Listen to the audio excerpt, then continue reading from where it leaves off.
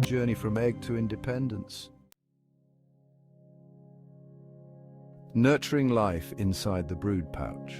Within the confines of the male seahorse's brood pouch, a microscopic drama unfolds. Hundreds, sometimes even thousands of tiny eggs are bathed in a nutrient-rich fluid, constantly replenished by the father. This environment, carefully regulated for optimal temperature and oxygen levels, fosters the growth and development of the embryonic seahorses. Over the next few weeks, the eggs undergo a series of transformations. Initially, they are little more than tiny dots, but soon they develop into recognizable seahorse shapes. Their tiny tails begin to curl, and their signature bony plates, which will eventually form their external armor, start to emerge. The male seahorse, instinctively aware of the precious cargo he carries, often rocks his body gently, ensuring even distribution of nutrients and oxygen within his pouch.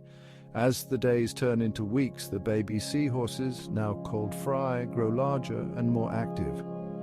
Their eyes, still closed, can detect changes in light, and their tiny snouts begin to open and close as they practice the motions of feeding. The male seahorse, his pouch increasingly stretched and taut, prepares for the imminent arrival of his numerous offspring. The stage is set for one of nature's most extraordinary births.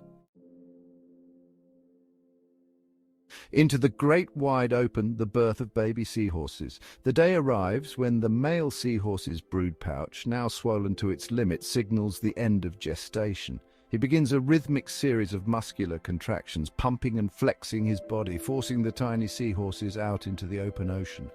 What emerges are not miniature replicas of their parents, but tiny, almost transparent beings, measuring just a few millimeters in length. The birthing process can last for several hours, with the male seahorse expelling hundreds, sometimes thousands, of fry into the water column. The newborn seahorses, though incredibly small, are perfectly formed and ready to face the challenges of their new environment.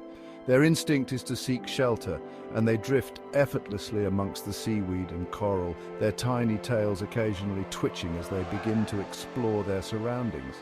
The open ocean, however, is a perilous place for these vulnerable creatures. They are at the mercy of currents and tides, and predators lurk everywhere. The odds of survival are slim, and only a fraction of these tiny seahorses will live to adulthood.